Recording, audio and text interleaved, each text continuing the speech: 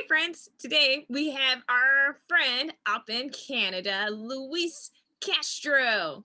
He is a master magician, very talented, has won and competed. In my opinion, I feel like he is one of the most talented close-up people I've ever met via Zoom, and hopefully one day in person. And he's a Well, magician, in my opinion. awesome. Thank you. And now I have to back up that whole thing. I'm like, oh God, no pressure, no pressure. Oh yeah. So, and Luis, growing up, did you have a favorite book, or do you just strictly like magic books?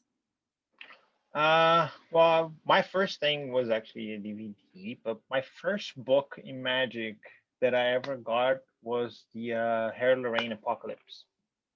Right, I got two books when I started working at Morrissey Magic, a very old magic shop in Toronto, and the owner really loved magic books. So he had two that he gave me as a gift when I started working. There was Her Lorraine, Apocalypse, and the Derek Dingle book. And they're very, very hard, a lot of hand material because he knew a lot like coin magic and stuff that was really hard to do. And it's like here. And then for years I only had that until I started building up more books on my library. But yeah, I think those they were just my first little books in magic until I start getting more and getting to know other books, right? Oh, would you mind showing us some magic from your books? Sure. I'll show you a little thing from a book of Larry Jennings. Uh, and it starts with this a little bit of nothing. So if I squeeze a little bit of nothing, oh yeah, then I can have a coin. Now that coin I put in the hand, it's not gonna just vanish like this. Actually, oh, hold on. There is a second one in there. There's two coins. And then from this two, I can actually get that third, but no, that's still two. Sorry, kids stay in school. My math is horrible. And there you go. No, that's the third one. Okay. If you take this top one, all I have to do is give a little squeeze, and I snap, and that one actually goes. Leaves me two. If I give the same one on this one, yep. Sorry, there you go. Like I said, this last one, I'm not going to put in a hand and make it vanish. All I have to do is give a little blow and it jumps to the other hand. If I blow it here, it jumps to this hand over here. Almost looks like it's two coins, but it's not. It's only one, two, because the third one is right here. Oh, never mind. The third one is right here. So and to finish this trick, all I have to do is get this one and vanish that one too. That leaves me two. And since I have two over here, I can actually take this and vanish this one. Now this one I'm not gonna vanish. I actually, the way I vanish them is like I just put it in my pocket. And if once you put it in your pocket, no, sorry. Yeah, if I get this and I put it in, it has to be in my right pocket, then it goes back again.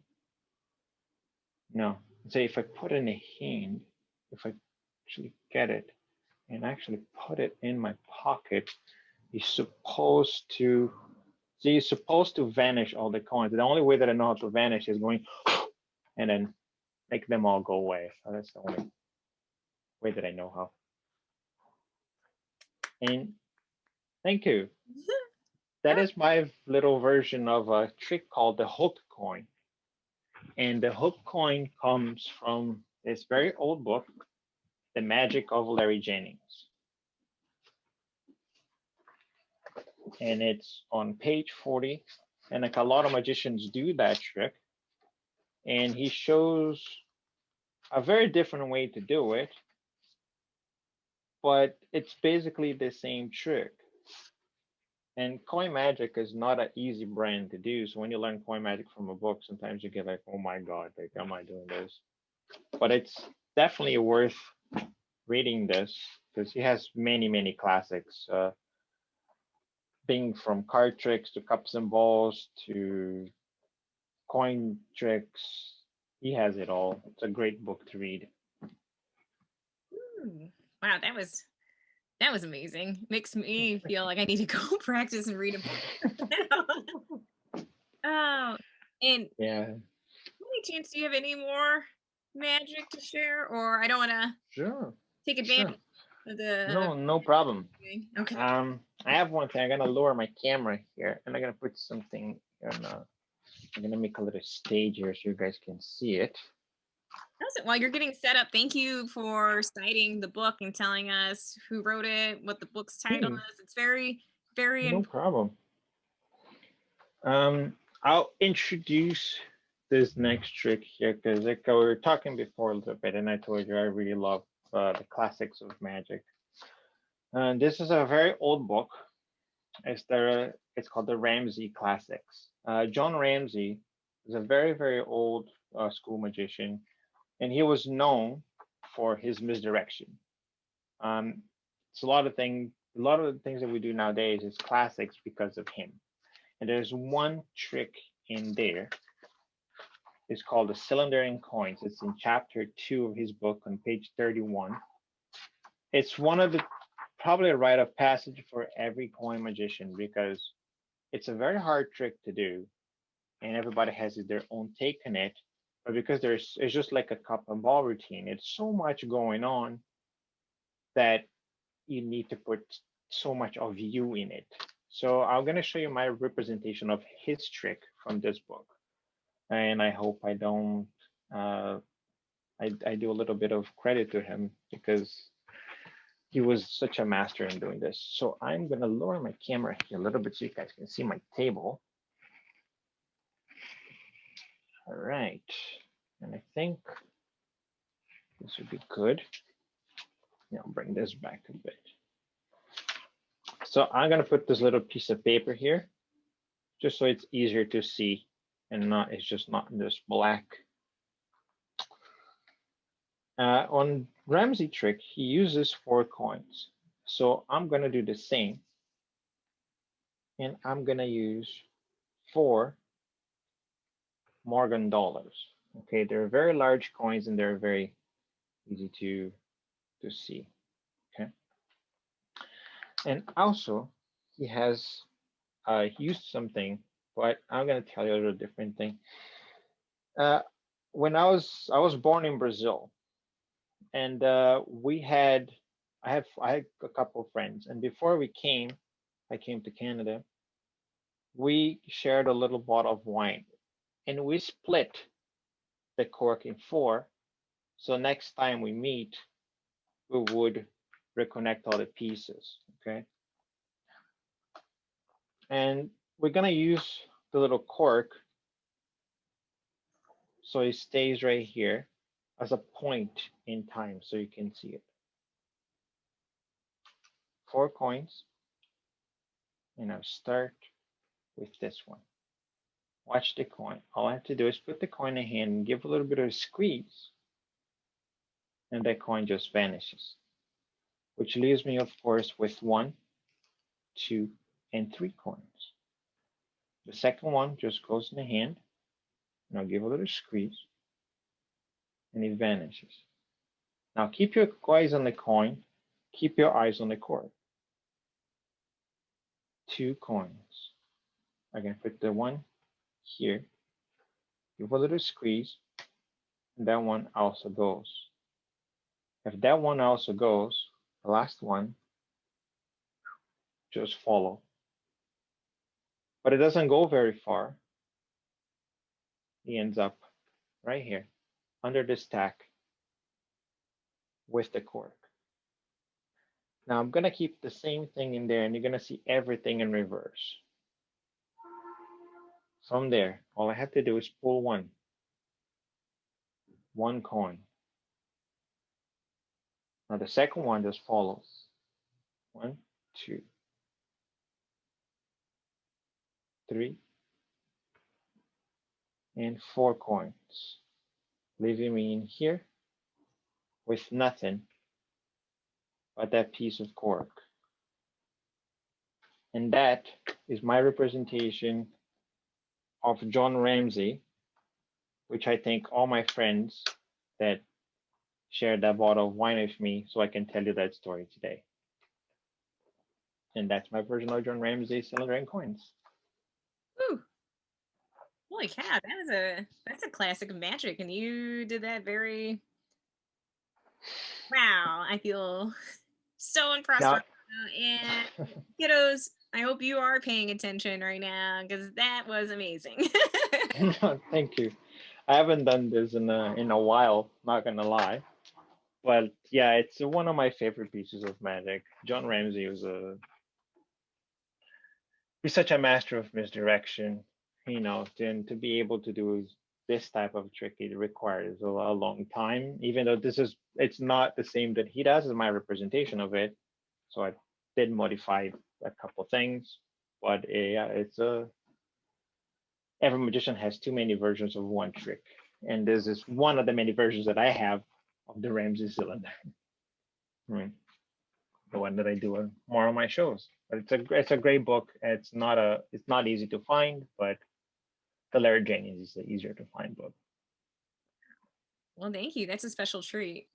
Yeah, that one is it's a good one too. And if anybody like wants some advice or a little or where to find it, if they contact you, you can just let me know, and I'll be more than happy to help out. Yeah. And I hate to put you on the spot, but would you mind showing us one of your own creations or Sure. Mm, okay. Do you want a card trick or a coin? let's stick with coins. This is a Okay. treat, so I'm loving the coin magic. All right. Okay. So I'll show you. There's a guy in coin magic. You would know his name. His name is David Roth. Okay. So I'll tell you a little thing. Just lower my camera so you can see my hands a bit. But I'll squat now a little bit so everybody can see my face. David Roth is a master coin magician, and in his book there was a trick called the karate coin, and I studied that the way he did it for a long time until I got a hold of a guy named Kaino Hartbottle, and because of his magic, I started reading other books that are magic from Japan, and I got a hold of a guy came. His name is Yoshibu Mutobi, and from that I made my own karate coin version, and this is what I'm going to show you right now. So I have here one coin. Um, it's a little soft. Silver is really soft. It's hard to see it, but here you go. I'm gonna try to do this with this coin. If you warm up it a little bit, you can almost bring the coin to a state that you can put your finger right through it. And I know it's hard to see it, but you can see my finger right through that coin until I pull it out, and it's of course solid again. So this is my own little thing with a karate coin using a Yoshibu Mutobi principle. Stop it. That was amazing. Yeah, I love doing this. I showed it to a couple friends. They're like big name magicians, and they were like, "Oh, that's actually pretty cool. I like that." That's the one of the coin things that I came up with. Like I love coming up with different stuff for classic magic, and David Roth is like probably like the new father of coin magic before Bobo. He had so much material, and then if it wasn't for him, a lot of the material that we do today wouldn't be possible, right? Right. But, yeah, his book is called Expert Coin Magic. If you guys ever interested, and it's also Richard Kaufman. So I'll tell you a funny story actually with this book, because when I met him, I went to his workshop, and I was like, okay, I want to Where did it put it? I want to get as close as possible. So he signed my book, right? He had a 2-day workshop. I paid for the 2 days, and I went to his workshop, and I was literally just devouring this book. It was so bad that I went to March Magic, and because I was working there, and I asked Dan to order me another book because I wanted him to sign it, but that book that I had, it was literally falling apart. It was like hanging off things. Pages were torn. It was red, yellow everywhere. And I went and I gave him a brand new book to sign it. And he looks at me and he goes, "Looks like you never read my book." I'm like, "No, I did." And he's like, "This book is brand new." I'm like, "Yeah, because the other copy is bad." And he's like, "What other copy?" So I pulled from my bag this book that it's sitting in my storage now because it's all nice. And it was hanging off, and he looks at me, he looks at the book, he takes his pen, he signs the brand new book, and he takes the old one and signs it again. And I was like, cool. So he pays off to read. Yeah, but he was such a nice guy. Cool. Yeah. And before we head out, do you have any advice for any kiddos aspiring to be a magician, or any tips or tricks of the trade? I would say read as much as possible, get as many sources as you can find, watch a lot of material online. And a lot of people say it's bad to watch the videos, but sometimes watching other material, you can figure out little things here and there that you like to do, and don't copy that material. Just find your own voice. It's not gonna take one day.